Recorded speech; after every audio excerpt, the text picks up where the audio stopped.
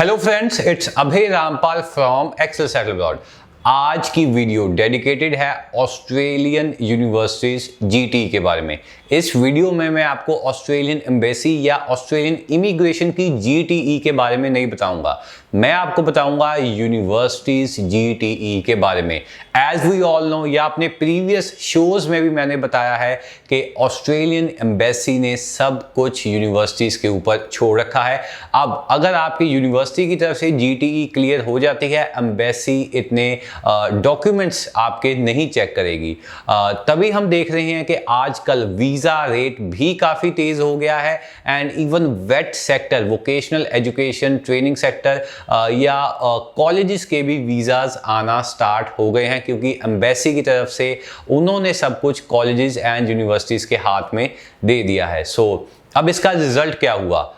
Colleges and universities अपने level पे काफ़ी स्ट्रिक्ट हो गए हैं। वो स्टूडेंट की जीटीई खुद चेक कर रहे हैं। अगर अब कोई ख़राब डॉक्यूमेंट या फेक डॉक्यूमेंट या अनजेन्युइन डॉक्यूमेंट एम्बेसी पे गया तो एम्बेसी स्टूडेंट पे एक्शन नहीं लेगी, एम्बेसी एक्शन लेगी कॉलेज या यूनिवर्सिटी पे। अब स्टूडेंट्स के हमारे ऑफिस में काफ़ी कॉल्स आते हैं, हमारे काउंसलर्स को वो काफ़ी कॉल करते हैं एंड दे से कि हमने अपनी फाइल यहाँ से लगवाई है, हमारी जीटी क्लियर नहीं हो रही, हमारी जीटीई रिजेक्ट हो गई है एंड इवन यूनिवर्सिटी ने फीस लेके उनकी जीटीई रिजेक्ट कर दी है।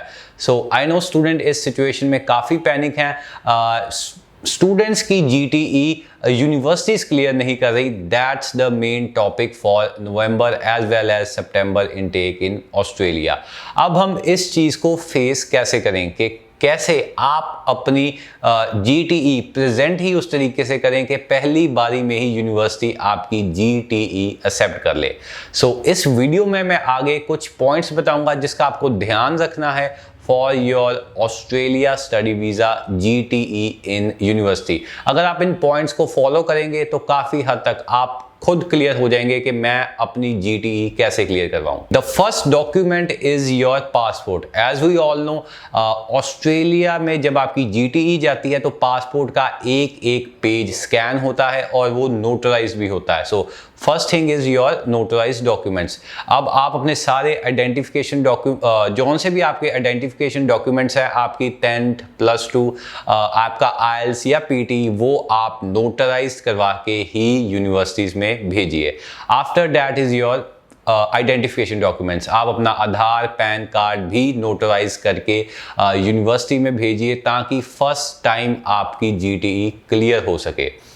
अगर आप फर्स्ट टाइम ही सब कुछ सही करके भेजेंगे तो यूनिवर्सिटी को रिपीट नहीं करना पड़ेगा, यूनिवर्सिटी को आपको या आपके एजेंट को दोबारा मेल नहीं भेजनी पड़ेगी, हमारे पास ये डॉक्यूमेंट नहीं आया, हमारे पास वो डॉक्यूमेंट नहीं आया। At the end of the day वो आपकी जीटीई रिफ्यूज ना करें। फर्स्ट थिंग इज आप अपने सारे education documents and your identification documents notary करवा के यूनिवर्सिटी को भेजिए। The second most important document is your sponsor documents. Mostly India में जौन से स्टूडेंट्स हैं उनको उनके पेरेंट्स ही स्पॉन्सर करते हैं। अगेन आपके पेरेंट्स के सपोर्टिंग डॉक्यूमेंट्स काफ़ी मजबूत होने चाहिए एंड काफ़ी अच्छे तरीके से प्रेजेंट होने चाहिए। First of all is your parents Aadhaar card, pan card. अगर आपको आपके मॉम डैड दोनों स्पॉन्सर कर रहे हैं तो दोनों के आधार और पैन कार्ड नोटरी होके यूनिवर्सिटी के पास जाएंगे। एंड जौन सा आपका मेन स्पॉन्सर है, अगर आपके फादर आपके मेन स्पॉन्सर हैं तो मैं कम से कम रिकमेंड करूंगा आप अपने पेरेंट्स की 2 साल की आईटीआर ज़रूर दिखाएं।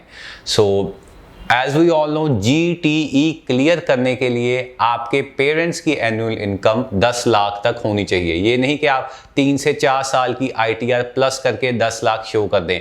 उसी साल सेम ईयर, अभी 2021 एंड 22 की अगर मैं बात करूं तो आपके पेरेंट्स की 1 साल की आईटीआर 10 लाख तक होनी चाहिए। एज इट इज़ इंडिया में 10 लाख की आईटीआर काफ़ी कम स्टूडेंट्स के पेरेंट्स की होती है। आई विल रिकमेंड 5 लाख की आईटीआर आप अपने मॉम की शो कीजिए, 5 लाख की आईटीआर आप अपने डैड की शो कीजिए। तो overall 10 lakh annual income combine करके आप वो वाले डॉक्यूमेंट्स एम्बेसी में भेजिए। द नेक्स्ट पॉइंट इज, अगर आपके पेरेंट्स कोई जॉब करते हैं या उनका बिजनेस है तो वो बिजनेस प्रूफ बहुत ज़रूरी है। अब बिजनेस प्रूफ में क्या क्या आता है?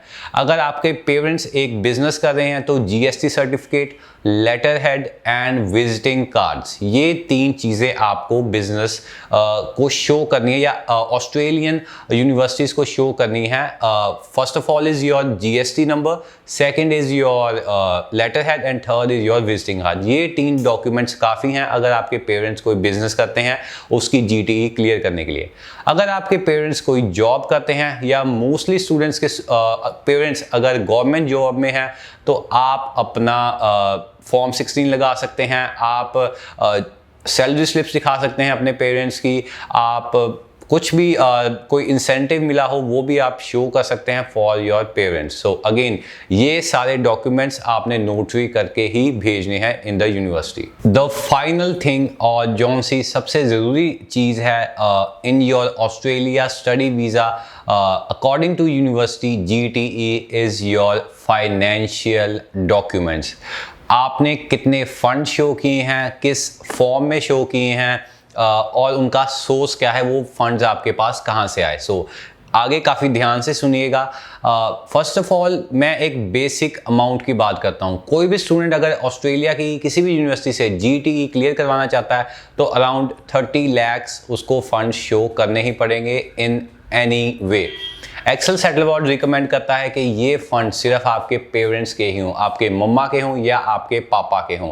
अगर आप कोई थर्ड पार्टी इंट्रोड्यूस करते हैं तो उसकी डॉक्यूमेंटेशन काफ़ी ज़्यादा जाती है। अब मैं इस वीडियो में कंसीडर करूँगा सिर्फ आपके पेरेंट्स के फंड्स ही हैं। सो ये फंड्स हो सकते हैं in the form of savings account और in the form of fixed deposit. अगर आप 30 lakhs डायरेक्टली शो नहीं कर सकते तो आप 10 lakhs करके या 15 lakhs की 2 अमाउंट शो कर सकते हैं। सो मैं रिकमेंड करूंगा कि आप 30 lakhs को सिर्फ 2 या 3 फॉर्म्स में ही दिखाइए। फॉर एग्जांपल आपके 2 सेविंग्स अकाउंट है, 2 में 15-15 लाख का बैलेंस है, दैट इज़ वेरी गुड। अगर आपने कोई एफडी शो करनी है, आपकी 3 एफडीज हैं 10-10 लाख की, that is also very good. अगर आप इससे कम जाते हैं, फॉर एग्जाम्पल अगर आप 5-5 लाख की 6 एफडियाँ दिखाते हैं तो कहीं ना कहीं यूनिवर्सिटी को जीटीई क्लियर करने में काफ़ी प्रॉब्लम आएगी। आपके सोर्स ऑफ फंड काफ़ी स्ट्रॉन्ग होने चाहिए। यूनिवर्सिटी के आगे आप फालतू का या अनरीजनेबल पेपर वर्क मत दीजिए, उनके लिए काफ़ी प्रॉब्लम हो जाती है उस चीज़ को जस्टिफाई करना। काफ़ी स्टूडेंट्स ये मिस्टेक करते हैं कि उनके फंड्स 3 महीने पुराने नहीं होते हैं, वो फिर भी यूनिवर्सिटी को भेज देते हैं और यूनिवर्सिटीज़ के पास इतना रश है, उनको इंडियन स्टूडेंट्स को रिजेक्ट करने का बहाना चाहिए। सो जब तक आपके फंड्स गाइस 3 महीने से ज़्यादा पुराने नहीं हैं तो आप यूनिवर्सिटी के आगे वो फंड मत दीजिए, आपकी जीटीई ऑटोमेटिकली रिजेक्ट हो जाएगी। जो आपने फीस भरी हुई है उसका भी रिफंड आएगा, मतलब काफ़ी डॉलर एक्सचेंज में आपका रिफंड भी काफ़ी कट के आएगा।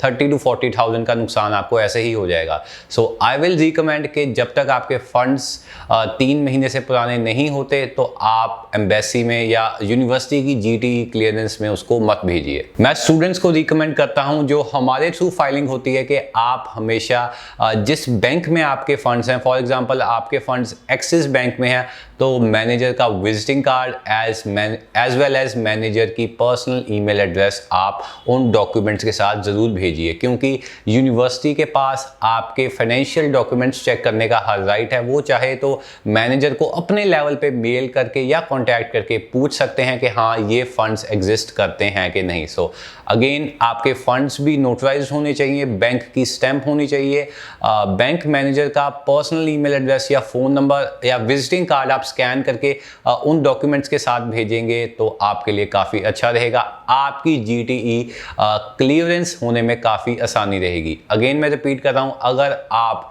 यूनिवर्सिटी ऑफिशियल्स का काम इजी करेंगे सो आपका प्रोसेस भी उतना ही तेज़ होगा फॉर जीटीई। अगेन जॉन से डॉक्यूमेंट्स पे आपकी सीओई आई है या जॉन से डॉक्यूमेंट्स पे आपकी जीटीई क्लियर हुई है, वही सेम डॉक्यूमेंट्स एम्बेसी में जाते हैं। सो जब भी आपकी यूनिवर्सिटी में एडमिशन हो जाए, आपको अनकंडीशनल ऑफर मिल जाए, तो अपने डॉक्यूमेंट्स काफ़ी ध्यान से सेंड कीजिए आगे, क्योंकि उसी डॉक्यूमेंट्स पे आपका वीज़ा आना है। Thank you guys for watching the video. अगर आप अपनी ऑस्ट्रेलिया के स्टडी वीज़ा की असेसमेंट फॉर अपकमिंग सितंबर as well as November intake में करवाना चाहते हैं, तो आप स्क्रीन के नीचे दिए गए नंबर्स पे हमें कॉन्टैक्ट कीजिए या अपनी nearest Excel Settle Abroad branch visit कीजिए फॉर मोर इन्फॉर्मेशन।